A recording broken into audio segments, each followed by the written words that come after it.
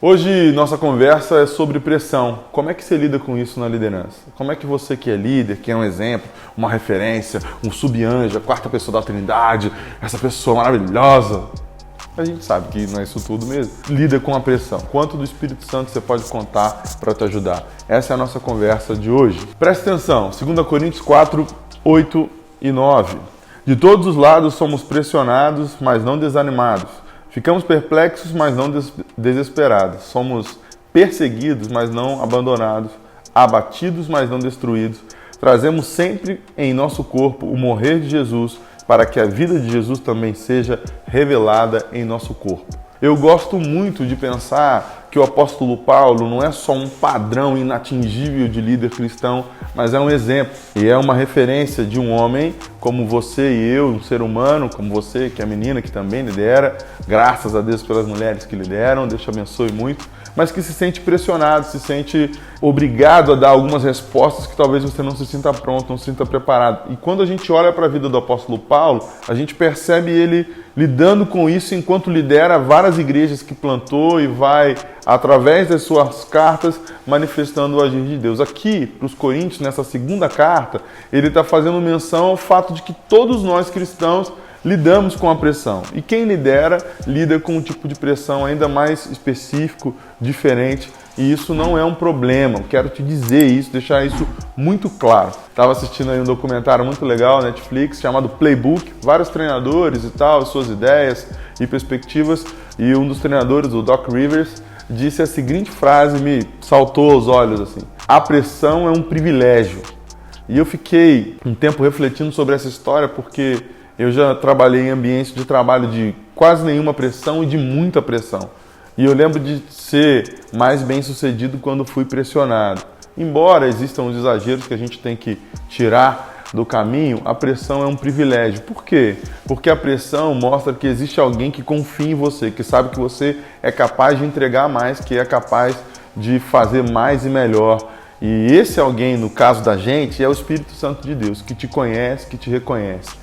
A gente serve a um Jesus que não vai esmagar a cana quebrada. Ele sabe até onde você pode ir sem te arrebentar. Então, para que você consiga lidar direitinho com a pressão, primeira coisa, entenda, você não lidera para si mesmo.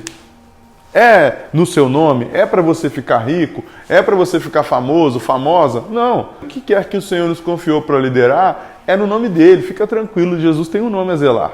A gente não ora em nome do meu pastor, amém. Você ora no nome de Jesus, amém. Essa é a primeira ideia, tá bom? Fica tranquilo, Jesus tem o nome a zelar, você não precisa se sentir mais pressionado do que o normal. A segunda real é um conceito que tá famosinho aí, o tal do antifrágil e tal. A molecada que joga sabe que o que não te mata te dá XP.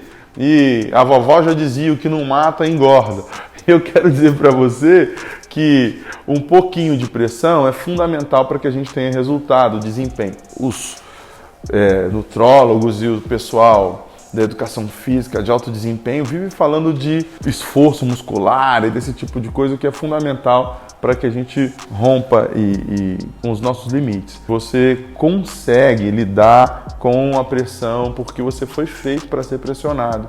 Você foi feita para ser pressionada e a gente aprende a lidar com isso de forma madura, sem chamar todos os alinhamentos, os puxões de orelha para o pessoal e sem também levar como se as correções não servissem para nada. É importante que você tenha um equilíbrio toda vez que se sente pressionado. Tenha equilíbrio ao ouvir um alinhamento ou a ser questionado quando você é cobrado. Ninguém apresenta resultados excelentes sem cobrança. Já parou para pensar nisso? Sem cobrança não tem resultado acima da média. Ah, por quê? Porque tinha uma média. Tinha uma expectativa básica e você precisa superá-la. Não tenha medo de ser pressionado, não tenha medo de superar a si mesmo, a si mesma. Você é sensacional. E a terceira real que eu quero falar é assim: cuidado com a motivação da sua autopressão. Tô falando para você que é perfeccionista, que acha que não pode errar nunca, não pode nada sair do seu controle. Primeiro, seja um pouquinho mais humilde, que as coisas não estão no seu controle do tamanho que você imaginava. 2020 deixou isso escancarado para todo mundo.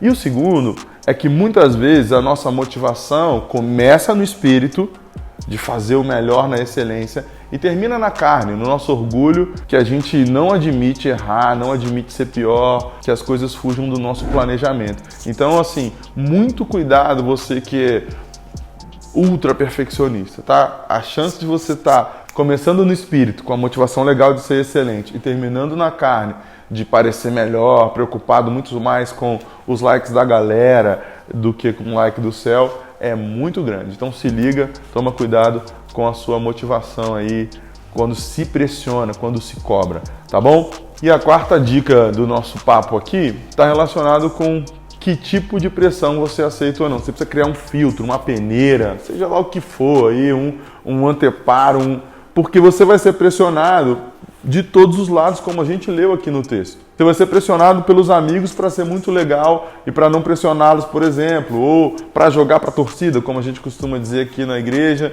para fazer aquilo que a galera quer, aquilo que é popular. Você também vai ser pressionado pela sua liderança. Muitas vezes o pastor sênior da igreja vai ser pressionado por Deus para ir numa outra direção. Então aqui eu já listei mais ou menos uma ordem de prioridade, mas é importante que você tenha isso. Você que lidera já tem, obviamente, indicador de quem se responde primeiro, né? Que tipo de pressão você vai lidar primeiro? Primeiro com a pressão de Deus, com aquilo que o Espírito Santo te empurra a fazer, quer se indignar em relação ao pecado, quer se indignar em relação à indiferença e tal. Nessa vibe, Deus te pressiona a entregar algum recado, a pregar uma mensagem, a criar um ministério.